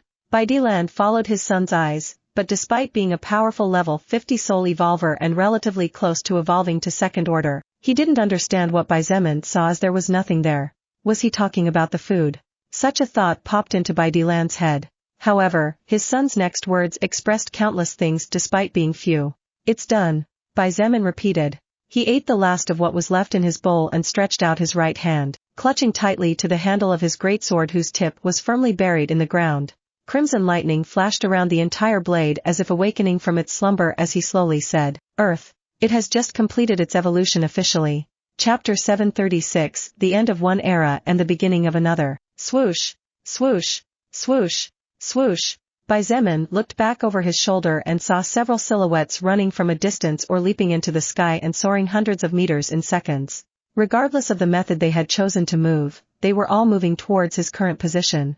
In a matter of seconds, Shangguan Bingshui floated down from the starry sky like a beautiful butterfly brimming with elegance. With a soft and delicate sound, she stopped right next to Xietain. Her charm was definitely much higher than normal with the moonlight surrounding her figure, and the soul evolvers and soldiers gasped even though they could not see her clearly due to the distance. Meng Qi naturally felt a bit jealous at the practically transcendental beauty. Although Meng Qi was conscious of her natural beauty, even more so after becoming a powerful soul evolver whose level had already reached 42, the difference between her beauty and Shangguan Bingshui's was still big. Even Wu Juan, Feng Tianwu, Sun Ling, Nangong Lingxin, and other top-grade beauties could not come close to her. However, Meng Qi also respected and admired the Ice Princess. Moreover, she did not feel discomfort when Shangguan Bingshui and her brother approached. Qin Ming was quite fine, she had somehow or other gotten used to how dazzling Shangguan Bingshui could be. However, Yilinger was taken aback as she stared at her before snapping out of her daze seconds later and secretly punching her husband after discovering him gawking at the young woman. Cough. Baidiland coughed before clearing his throat. Although they already knew Shangguan Bingshui and knew that she was one of the trusted subordinates of their son, it was hard to get used to so much perfection in a single body. Shangguan Bingshui nodded to Qin Ming and bowed slightly to the family of Xietain before looking him in the eyes. Earth has just completed its evolution, he said even before she said anything. Even though she hadn't asked questions, Xietain knew what she was going to ask, therefore, he gave the answer without a second thought. Shangguan Bingshui was a little surprised at first, but she ended up nodding without saying too much more. Not long after Shangguan Bingshui's arrival, people like Chen He, Wu Juan, Wu Keqian, Sun Jun, Feng Hong, Feng Tianwu, Liang Jing, Evangeline, Shen Mei, Zhongde, Nangong Lingxin, Ting Hu, and many more arrived at the south gate from the other 3 battlefields and immediately went in search of Xietain. Although the main fighters had gathered in one battlefield and the powerhouses that gave the most attack and defense power to the base had abandoned the other 3 battlefields, this was not a problem at the moment considering that the goblins were not attacking. Besides, the earthquake that shook the earth really was too striking to ignore. Xietain turned to look at everyone for a couple of seconds before he began to explain what was taking place. He told them about the reason why there were so many goblins appearing. He also explained the existence of a creature similar to the mana womb that he and his group faced at the university, and finally concluded with the announcement of the complete and official evolution of the world. So, now that Earth finally evolved, what's supposed to happen now? Wu Keqian asked looking at the surroundings in confusion. No, more importantly, Sun Jun interjected before anyone else could say anything. He looked at Xietain with narrowed eyes and slowly asked, how do you know that goblins are born out of mana? Furthermore, where did you get the information that they possess some artifact or creature capable of absorbing huge amounts of mana to push the evolution of the goblins? Sun Jun's words naturally attracted a lot of attention from most of those present. After all, it was true that everyone was curious as to where Xietain had obtained such answers from. You don't need to worry about that, Bai Zemin waved a hand and said indifferently, you just need to listen to my orders and carry them out, that's all. Your chances of survival will be higher if you listen to me, but if you want to waste your life then go ahead, no one is stopping anyone here. Sun Jun opened his mouth to say something but after thinking better of it he closed his mouth again and became silent. Seeing this, Bai Zemin nodded in satisfaction and felt a hint of admiration for Sun Ling's brother. Sun Jun was able to see the world before his eyes even though all his life he had been respected by everyone because of his background. In this new world and now that the earth had evolved, a second-order existence no longer represented total security so even great powerhouses would have to be very careful with every step they took. From now on, just as it had been at the beginning of the apocalypse at the time when everyone was level 0. The others asked no questions. Qinhe and the few who had followed Bai Zemin had already grown accustomed to him having the answer to everything but not explaining it to anyone. In answer to the question from Uncle Wu, Bai Zemin suddenly said, as everyone should have noticed by now, many things changed compared to a week ago. I noticed that the gravity increased considerably. Feng Tianwu pointed out as she looked into his eyes. She said in a clear and slow voice, during the past few days, the gravity should have doubled or tripled, but the increase was happening so gradually that it now seems to be natural. Wu Keqian nodded and looked at Bai Zemin with admiration as he slowly said, Zemin, child, you really are something else. If not for your warning and your idea, thousands of homeless survivors would have died due to the change in the world's gravity.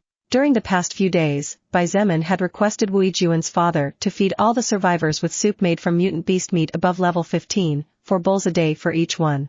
This gradually improved the bodies of everyone and prevented the weaker survivors from being crushed to death during the process of evolution of the earth. P&A. Novel 1 needed to know that the meat of a level 15 mutant beast was very valuable. Even though many beasts were hunted every day, most were low level and the few thousand that were hunted daily only lasted a few days before all the meat was consumed. One had to remember that the Chinese Renaissance was a faction that needed to maintain over 300,000 survivors. Bai Zemin nodded and continued, Uncle Wu, command the troops to prepare to resist the last assault of the goblin army. They should make their last effort for a final push now that their fuel source has dried up.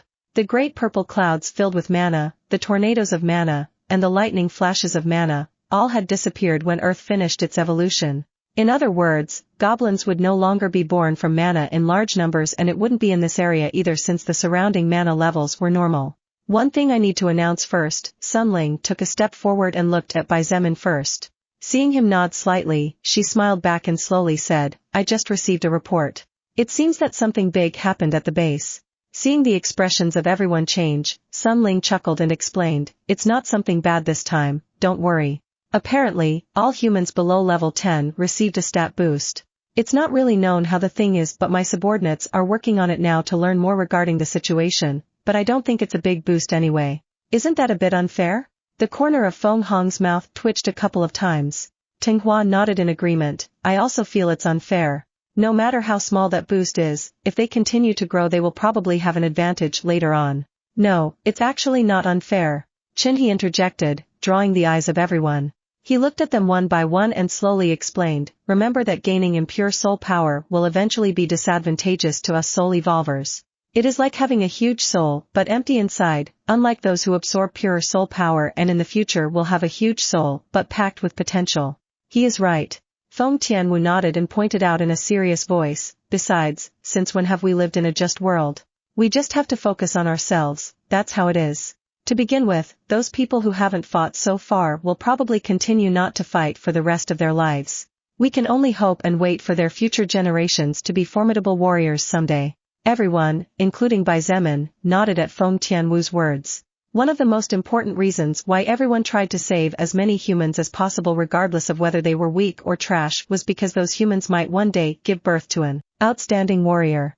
If out of millions of weak couples a single powerhouse was born, then the long-term investment would definitely have been worth it. Father, escort mother to the house please. Bai Zemin looked at Bai Dilan and said in a serious voice, the goblins will probably be considerably crazier than during the previous days this time. However, Yilinger shook her head and said quickly, there's no need, you don't need to accompany me. She did not want to be a bother to her husband or her son. Besides, Yilinger believed that she would be fine since she had a treasure that allowed her to summon a second-order defender tree to protect her in cases of need.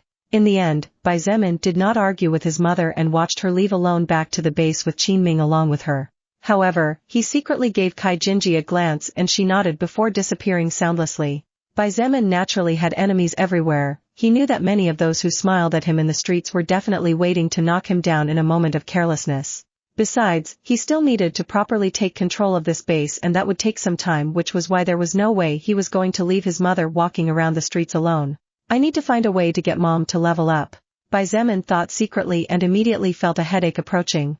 Bai Zemin had spoken to Xietain in the past and asked her what she thought about evolving. However, his mother shook her head and said with a humble smile that all she wanted was a quiet life, to prepare food for her family, and to enjoy the grandchildren that Bai Zemin and Mengqi would one day give her in the future when they both found the right partner for them.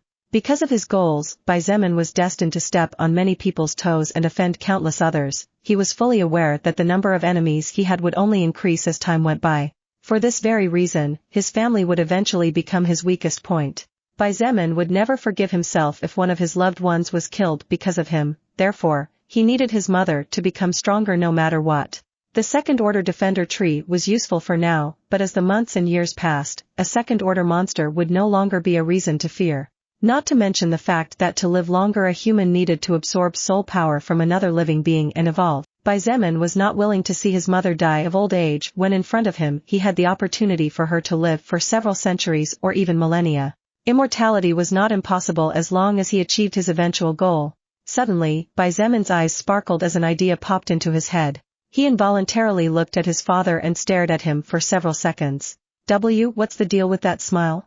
Bai Dilan immediately became guarded when he saw the smile at the corner of his son's mouth. The others might not know what that smile meant as it looked very normal. However, Bai Dilan was not Bai Zemin's father just because he used half of his genes for him to be born, but he knew the child perfectly well. That smile, Bai Dilan had seen it before when Bai Zemin planned for a whole week to throw 2 egg cartons at the house of the neighbor during childhood and blamed it on a boy who lived on the other block because that boy had killed his ant collection.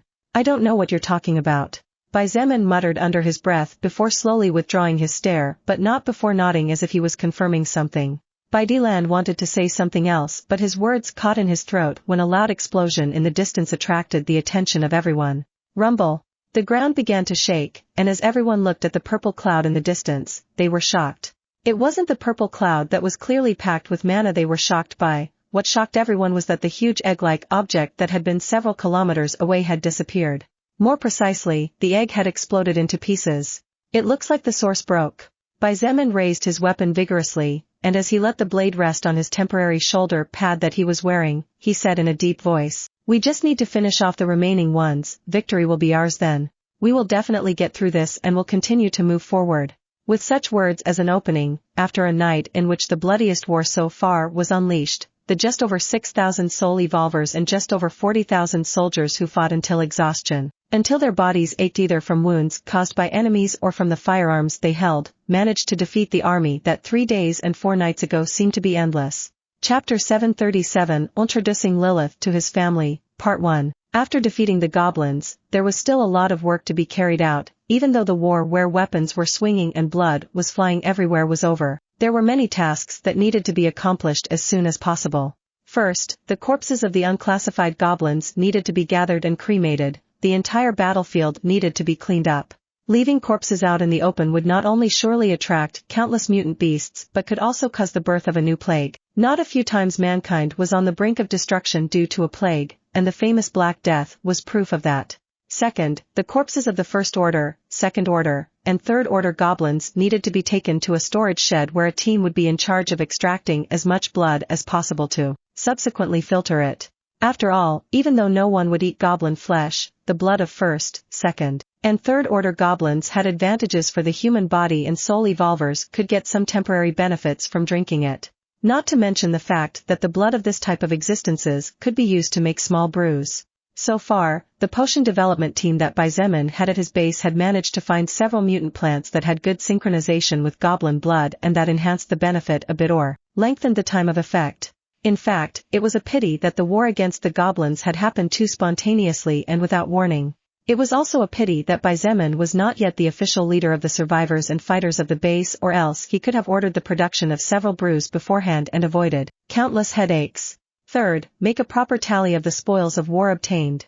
This would probably be the point that would take the most work and time. During the previous war, the humans managed to obtain a few hundred treasure orbs and at least 2 or 3 million soul stones. Even if most of the soul stones were all unclassified, these soul stones would serve to push the faction's civilization tremendously, as well as maintain the future magic circles. Finally, Xietain needed to take control of the faction currently known as Chinese Renaissance and have this faction merge with his ruling faction. Fortunately, most of these tasks did not need to be carried out by Xietain himself. These were the advantages of having a faction backing him up. He just needed to read the reports later and give his approval or rejection on some things, that was all.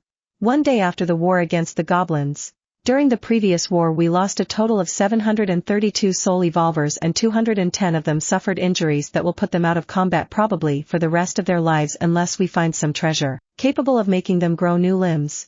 A total of 6,349 soldiers lost their lives under the assault of the bone arrows and stones that the goblins launched towards the walls, and 7,418 soldiers suffered wounds of varying magnitude. They are currently slowly recovering. However, it is estimated that at least 20% of them may not be able to return to the battlefield in the future.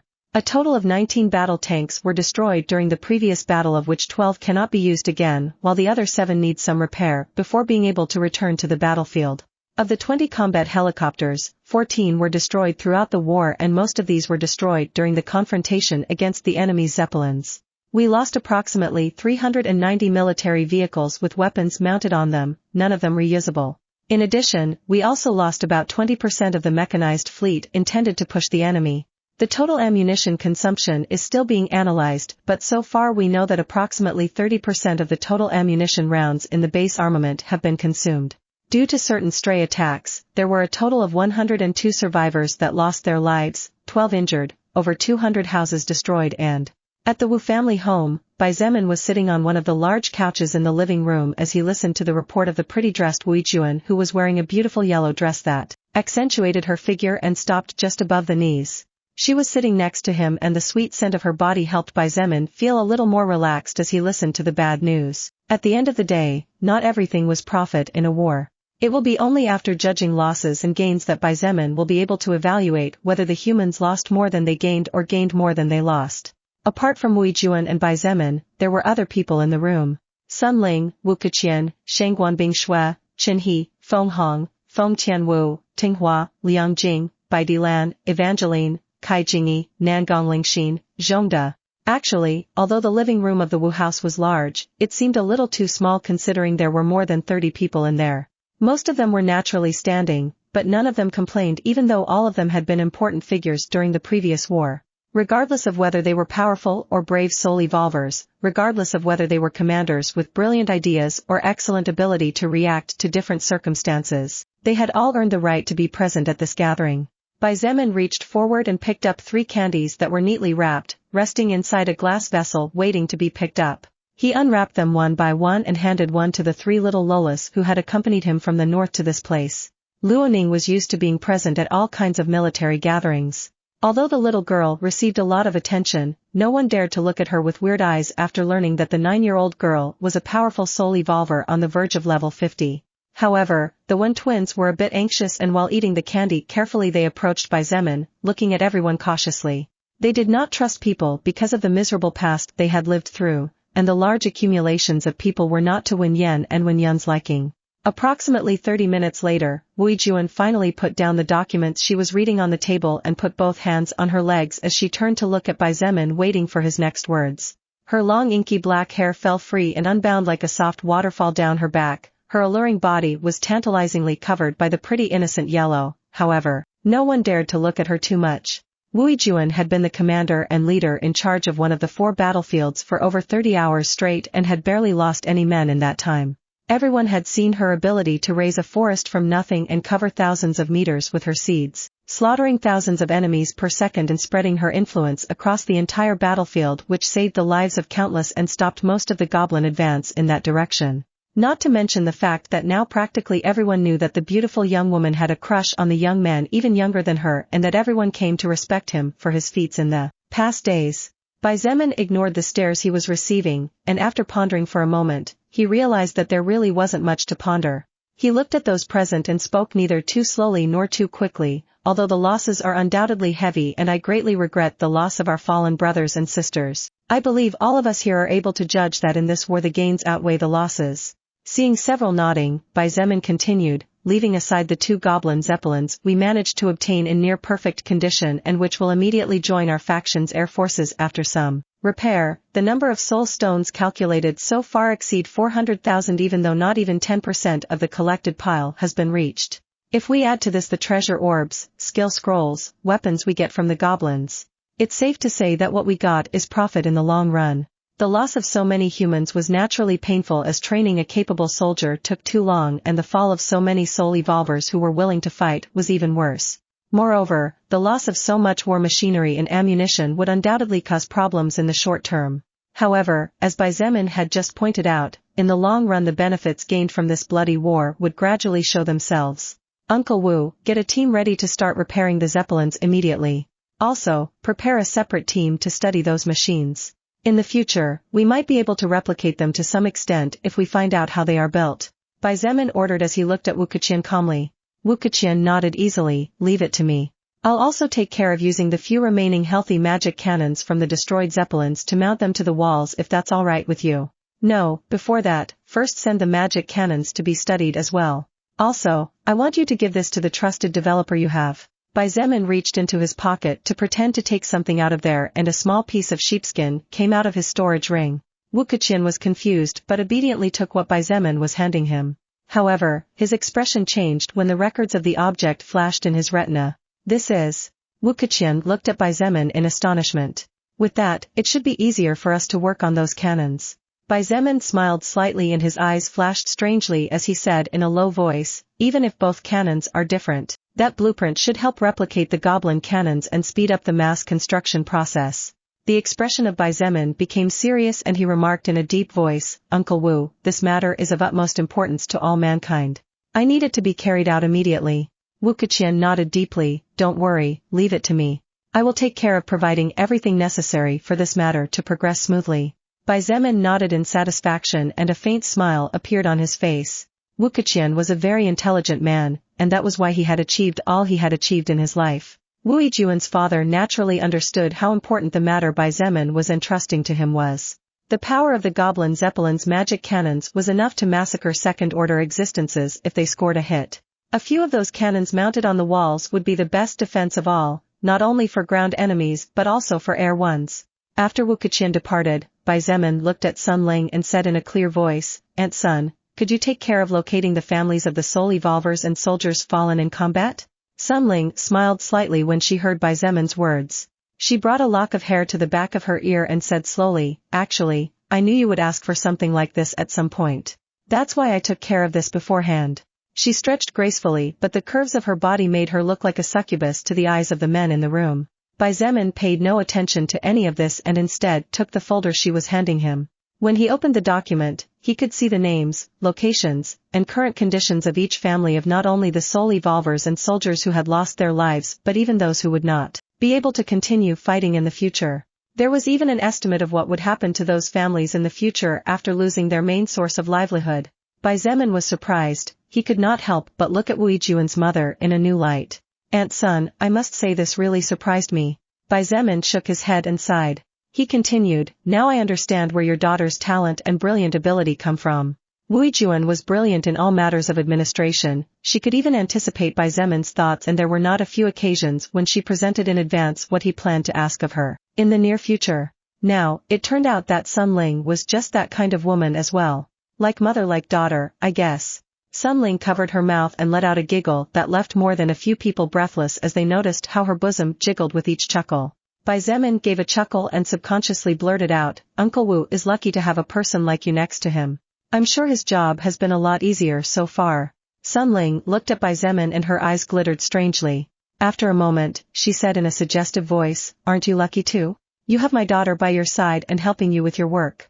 I'm sure she would be happy to help you for the rest of her life. Wu Yijuan immediately began to move uneasily in her seat when she heard her mother's words that clearly expressed more than what seemed on the surface.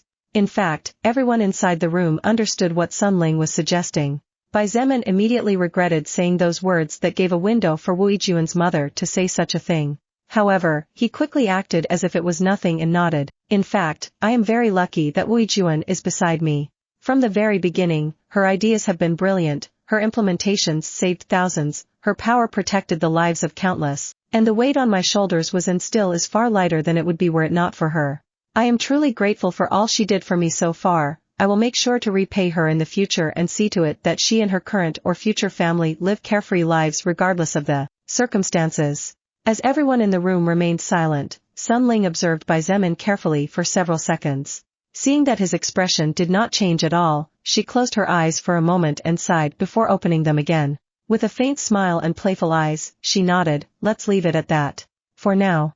The meeting ended after another 30 minutes.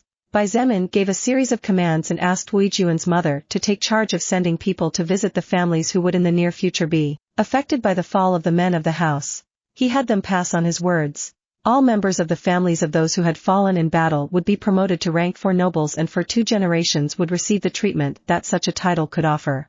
As for the families of those who had suffered injuries from which they probably could not recover and which would not allow them to return to the battlefield to bring food to their tables, they would be promoted to rank 5 nobles and would receive the treatment that such a title could offer for a whole generation.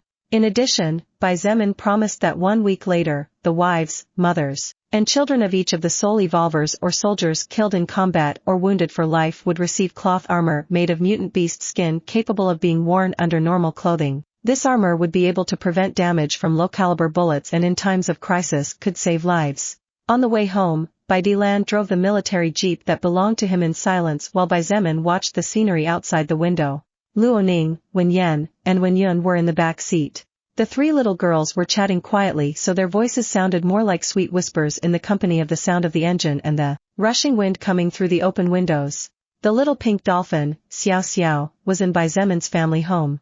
The little creature had been left in the small pool at the back of the house and although at first it seemed to have tried to communicate with the big white dog, the pink dolphin gave up after several unsuccessful attempts. Bai Zemin sighed in his heart. He still needed to finish a large amount of work that would probably keep him busy for a week or 2. He also needed to contact Xian Mayer and make sure the mermaid princess was all right, as well as get information on the situation of the sea surrounding China.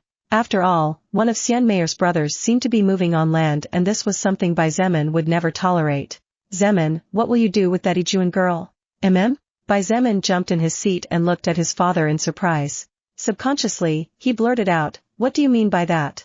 Bai Dilan took his eyes off the road for a moment and looked at his son with serious eyes. Brat, do you want me to break your little dog legs? Playing dumb with me or what? That girl is really in love with you. Turning his eyes forward, he continued, there is no way in the universe that a young, beautiful, and brilliant woman like that girl with the surname Wu is willing to work so hard to help a man just out of kindness. She's trying to get close to you no matter what, even if it costs her sleepless nights or even her life. Bai Zemin gawked for a moment before forcing a smile on his face. Father, I have already rejected her in the past. I also made it clear to her that there was someone in my heart. What else can I do? Keep repeating the same thing to her? But wouldn't that be immature and end up hurting her more? At the end of the day, Wu Juan knows how things are. Now I even started dating someone recently so, Bai Dilan suddenly stopped the vehicle abruptly and had it not been for the fact that the current world had no traffic light before he might have been the cause of a chain collision. Bai Zemin even had to hastily stretch out an arm and lean on the board of the vehicle to avoid being thrown out of the window while using his free hand to hold the egg where his future daughter was being born. Hearing the screams of the girls in the back seat, he looked at her father and said with annoyance in his voice, Old man, are you out of your mind or what? Bai Dilan turned a deaf ear to the annoyance in Bai Zemin's voice. His eyes sparkled like those of a child who had received the best gift of all on Christmas as he hurriedly said, Zemin, what did you say? Do you have a girlfriend? How come your mother and I didn't know about this until now? Bai Dilan's words made Bai Zemin's annoyance vanish in an instant and his eyes widened slightly as he stared at a blank spot. It was only then that he realized that he had inadvertently said too much. Bai Zemin sighed in his heart. Although he preferred to do it under better circumstances, there were things that could not be avoided. Besides, it wasn't as if he wanted to hide it. Chapter 738 Introducing Lilith to his family, Part 2. Father, you'd better continue driving. Bai Zemin said, clearing his throat in the process. His expression was serious as he said in a righteous voice, what if you end up causing a traffic jam? The corner of Bai Dilan's mouth twitched several times when he heard the words his son said and Wen Yan couldn't help but laugh out loud as if she had heard a good joke. Big brother Bai, I don't think there are too many people with so many cars to make a tragic traffic jam happen. He. Big brother Bai, you are so big but you don't know this? Looks like big sister Lingxin was right when she said that strength-type soul evolvers aren't too smart after all. Wen Yun, lately I feel like all your words are offensive to me for some reason. Bai Zemin almost spit out 3 liters of blood and died right there when he heard the conversation of the little girls in the back seat. Especially the Wen twins. Wen Yun wasn't even letting little Luo Ning, who had nothing to do with this matter, go. Were those girls trying to kill him with a heart attack or something? Why the hell weren't they backing him up now? Bai Zemin turned to look at them with stern eyes as if warning them to say no more, and the Wen twins screamed as they covered their faces and laughed, pretending to be terrified of the big evil monster, surnamed Bai. But they were not satisfied with that. But Bai Zemin had barely turned to face their father when he heard the girls giggling as they sang in a chorus. He has a girlfriend. He has a girlfriend. He, so disgusting. Wen Yun, you brat. When you grow up and get a boyfriend, this daddy will definitely remind you of your words. Bai Zemin really didn't know whether to laugh or cry as he listened to the blabbering of the 3 Lolas, especially Wen Yun's last comment. Even Bai Dilan had an expression of not knowing whether to laugh or cry on his face. It really looked as if the man was trying to understand his own feelings as he listened to the words that were full of innocence from the 3 little devils sitting in the back seat. Father, drive home. Bai Zemin sighed. His expression was serious as his black eyes stared into the eyes of the same tone as those of his father, and he said in a firm voice, "Tonight, I would like you, mother, and Meng Qi to meet someone important to me." The eyes of Bai Dilan lit up when he heard the words his son uttered. The man choked with countless emotions as he nodded heavily. Without a word, he put the vehicle into first gear, slowly gaining speed as he drove back home. Bai Zemin watched his father out of the corner of his eye and sighed secretly. Bai Dilan was a man who was old-fashioned, so to speak. He rarely showed emotions, and very often he and Bai Zemin had a clash in the past because their personalities were quite similar. However, just as with the son, the father's emotions were real, and every time he showed them it was because his heart was overwhelmed. Seeing the trembling hands and involuntary movement of his father's legs, Bai Zemin knew that his father was happy but mostly nervous and worried about something. Bai Zemin was no fool, he naturally understood what was the source of his father's nervousness and the reason behind his worry. If there was anything that Bai Dilan, a powerful level 50 soul evolver and a man that had managed to build a good family with a lot of effort despite the hardships, was afraid of, it was undoubtedly that someone would hurt those he loved. Regardless of the words spoken right out loud, Bai Dilan naturally loved Bai Zemin. For his son, he would not hesitate even for a second to offer up his last drop of blood, just as he was willing to do with his wife and adopted daughter, another characteristic that complemented the existence known as Bai Zemin. Therefore, Bai Dilan feared that Bai Zemin would get hurt. Once again, Bai Dilan did not know that the girl who in the past hurt the heart of his son was actually Feng Tianwu, and that he had already let that matter go completely. However, Bai Dilan remembered fresh in his memory the depression his son fell into during those times. Even now, Bai Zemin's personality was not what it would be were it not for that girl who, perhaps without knowing what her actions might cause, played with his emotions. Therefore, even though Bai Dilan was looking forward to meeting his future daughter-in-law, he was also afraid. He feared that the heart of his son would be hurt a second time and that Bai Zemin would not be able to bear it.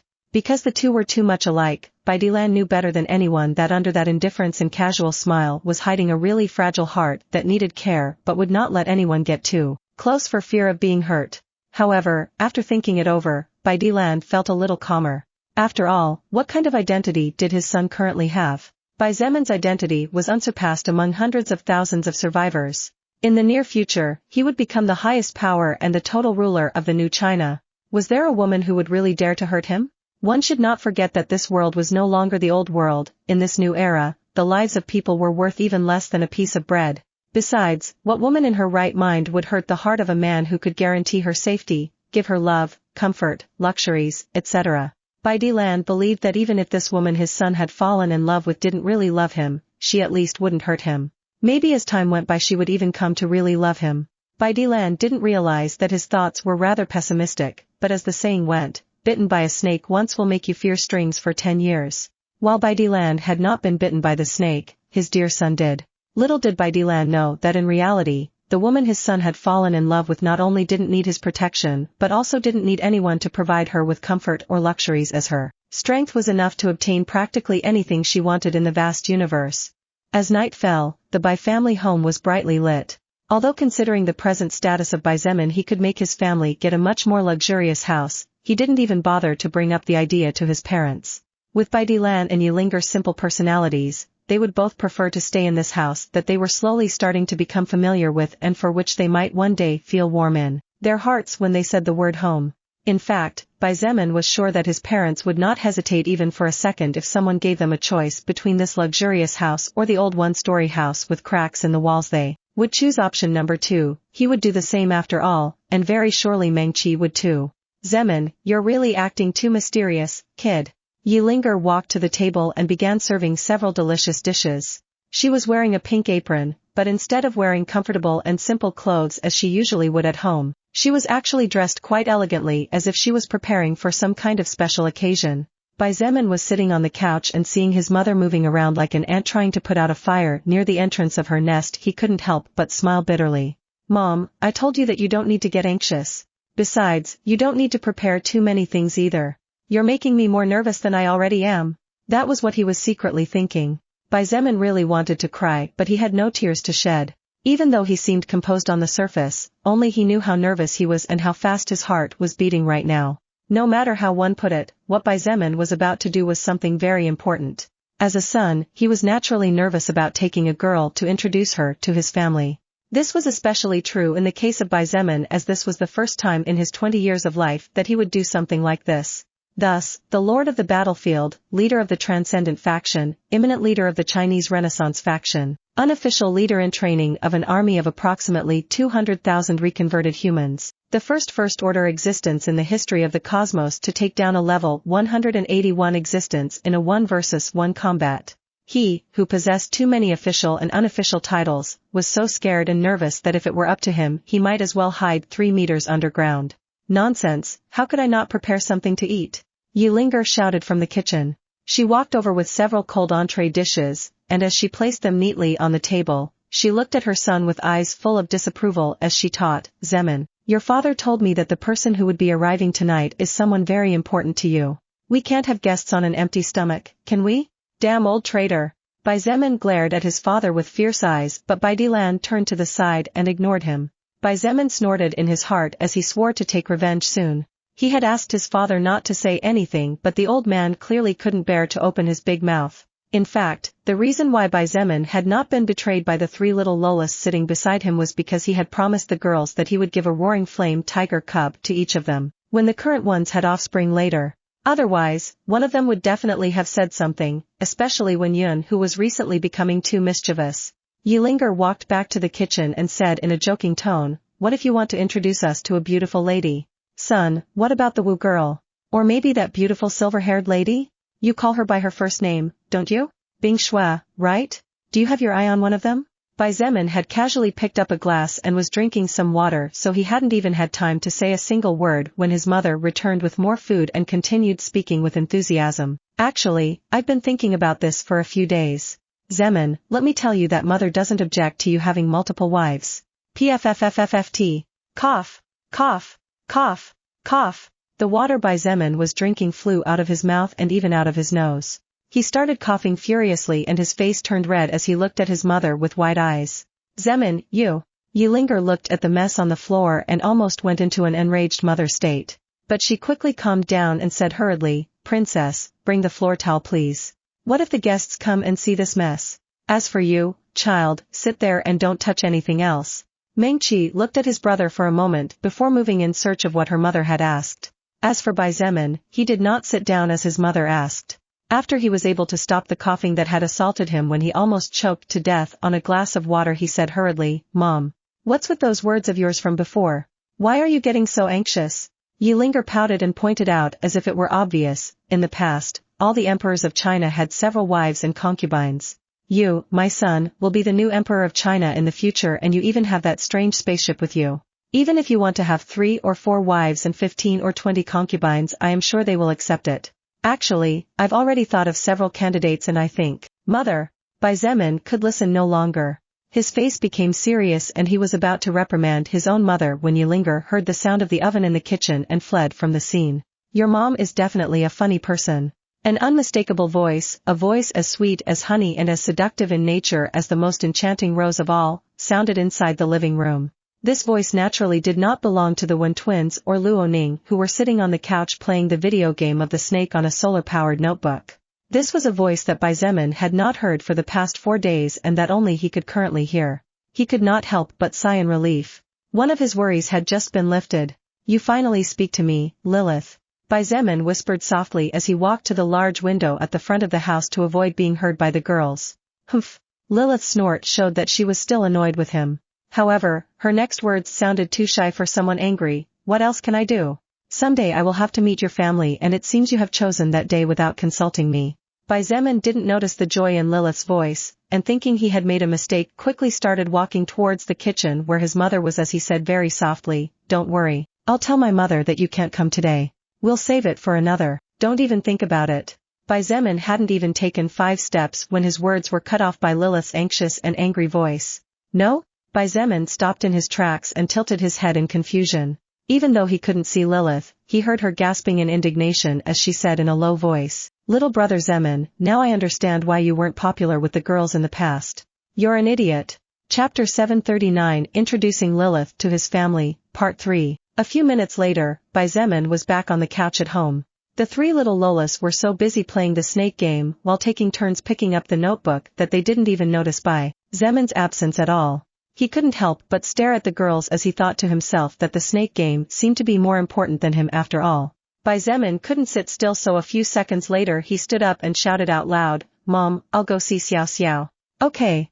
Yilinger's voice rang out from the kitchen along with the sound of cooking utensils. Bai Zemin shook his head and started walking towards the back of his home yard while thinking that his mother was overreacting too much. "Probably none of us will eat anything when she shows up anyway," he muttered, realizing that everyone would probably be nervous or too excited in their own ways to worry about food. "When she shows up," Meng Qi's voice made Bai Zemin stop. Looking up, he saw his sister coming down from the 2nd floor with a floor towel and a mop in her hands. Was she just coming down? Bai Zemin believed she had been chatting quietly with Lilith for at least 5 minutes. "I couldn't find these 2. Dad moved them out of place again and you know how this works," Meng Qi explained as she saw the confusion in her brother's eyes, to which Bai Zemin nodded with flashing eyes as he looked at her with sympathy. Every time Bai Dilan touched something in the house, then it would be a great fortune if that object could be found. It had been like that since the past, and Yilinger would often lecture him about it until she finally strongly requested him not to touch anything except the TV remote control. "Big brother, is the person coming tonight a girl?" Meng Qi asked curiously, stopping on the 2nd step and resting her back on the wall as she looked at Bai Zemin with a normal expression on her pretty face. It's a girl." Bai Zemin nodded calmly with a faint smile on his face. He and Meng Qi rarely hid things from each other, and she had always been his confidante since they were little. Even when Bai Zemin made the house's electrical system explode during childhood after putting a couple of chopsticks in a socket, Meng Qi never reported him even though they were both punished without being able to go out to play for a whole month. Meng Qi looked at Bai Zemin thoughtfully as she made a small sound typical of someone who was trying to jump to conclusions at certain times. After a few seconds, she said in a playful voice and with a slight smile on her face, "Could it be that this girl is your girlfriend?" Bai Zemin blinked as if surprised by his younger sister's brilliant deduction. He didn't seem to notice her playful voice and said in a stupefied voice, "How do you know? It's too obvious?" Meng Qi's smile froze for a split of a second and her eyes widened slightly as she said in shock, "It's really your girlfriend? Shhhhh. Lower your voice a notch." Bai Zemin looked back hurriedly as he asked Meng Qi to be quiet and not shout too loudly so that their mother wouldn't know yet. Meng Qi quickly covered her mouth and nodded hurriedly in repeated nods while looking at Bai Zemin with wide eyes as if she couldn't believe it. After a few seconds, Meng Qi uncovered her mouth and whispered in a low but full of astonishment voice, "Big brother, is this person big sister Bing Shui? It's her, isn't it? You two are too close." There are even several rumors starting to circulate among the top ranks of the base after the war against the goblins. "Bing Shui? Meng Qi, she and I are purely friends. Friends close enough to be willing to sacrifice for each other." Bai Zemin forced a smile and shook his head. "So, is it big sister Yijuan?" "No, it's not Wu Yijuan. My relationship with her is similar to my relationship with Bing Shui." "Then, is she the beautiful assassin named Evangeline who was protecting Mom during these days?" "What? Of course it's not her." "Then, is it the person named Nangong Lingxin? She has a very hot body." "It's not Nangong Lingxin." Over the next few minutes, Meng Qi began to name several women, and among those names were many that Bai Zemin had never heard of until now. After 2 or 3 minutes and realizing that his sister would go on like this for years, he quickly held out a hand to ask her to stop for a moment and let him speak. When she stopped, Bai Zemin said wearily, "Meng-Chi, you don't know this girl. Tonight will be the first time you will see her." Meng-Chi looked at him blankly before saying confusedly and hesitantly, "Is this girl someone from your base in the north part of the district?" Meng-Chi never considered nor thought about Feng Tianwu. She knew Bai Zemin's personality very well, so even though he had forgiven the talented fire mage, the pain he once felt not only hurt his heart but also harmed his pride. Being as proud as he was, Meng-Chi was sure that Bai Zemin would never enter into a romantic relationship with Feng Tianwu even if she was the last woman alive on the face of the earth. It's something complicated to explain. Bai Zemin didn't know where to start explaining. He didn't want to lie to Meng-Chi, so after a moment of consideration, he simply said, "She is part of my faction but at the same time she is not." Meng-Chi frowned slightly, clearly she was very confused. Seeing this, Bai Zemin added, "Don't worry. You will probably know the truth in an hour or so." After several seconds of silence, Meng-Chi nodded with some hesitation and uncertainty. "All right, big brother. I'll be the judge of whether this girl is worthy of you or not." Bai Zemin forced a somewhat uncomfortable smile when he heard his beloved younger sister's words. When Meng-Chi learns about Lilith's background, would she be able to say those words again? He really wanted to see how things would develop later. "Meng-Chi, child, you still haven't taken care of the mess your brother caused?"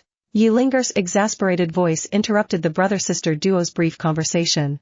The two looked at each other not knowing whether to laugh or cry, and after a moment of silence, Meng-Chi said in a low voice, "Big brother, I'd better go take care of your oversights before Mom kills us both." "Sorry about that." Bai Zemin chuckled and winked an eye. "I'll go see Xiao Xiao for a moment." "Okay." Bai Zemin continued walking, but he felt two eyes firmly fixed on his back. It wasn't until he disappeared further down the long corridor that he finally no longer felt that stare on him, and without a word he walked out into the back garden.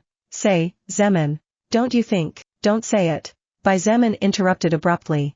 His voice was calm and soft as he approached the edge of the small pool and said slowly, "It's not like that." Lilith said nothing more, just as he had asked her practically in a pleading voice. "Poo-poo." Xiao Zhao's eyes sparkled as the little dolphin noticed Bai Zemin standing near the border of the pool. She gently glided through the water, making small sounds before lifting her little head to stare into his eyes intently. "My dear Xiao Xiao, I'm sorry you have to stay in this tiny pool." Bai Zemin squatted down and carefully lifted the little animal. He didn't mind that his clothes were soaked with practically freezing water due to the cold night. "Poo-poo-poo. You say you're okay with this place?" "Poo-poo. I see. Big brother will build you big ponds from now on." "Poo-poo. We are starting long travels in the near future." "Poo-poo-poo-poo. That's because I need to control these lands in order to break into the second order." "Poo.